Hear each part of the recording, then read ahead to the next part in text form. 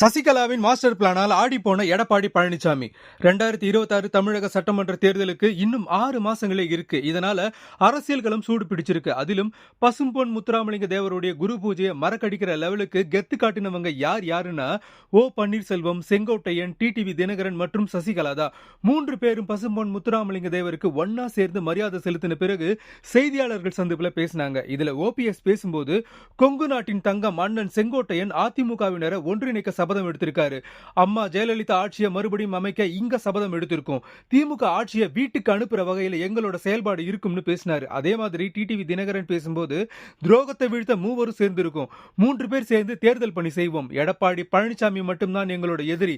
அவரை தவிர அதிமுகவில் இருக்கிற யாரும் எங்களுக்கு எதிரிகள் கிடையாது. எங்களோட அணியில சசிகலா கூடிய விரைவில் இணைவாருன்னு பேசினாரு. இவங்க 3 பேரோட சசிகலாவும் சேர்ந்துட்டதால எங்க உண்மையான அதிமுக ஆதரவாளர்கள் அவங்க 4 பேர் பக்கம் போயிடுவாங்களோன்னு நிம்மதியும் தூக்கமும் இல்லாம தவிக்கிறாராம் எடப்பாடி பழனிசாமி. இன்னும் சில நாட்கள்ல இது குறித்து அவர் முக்கியமான முடிவு எடுக்க போறாருன்னு பேச்சு அடிபடுது.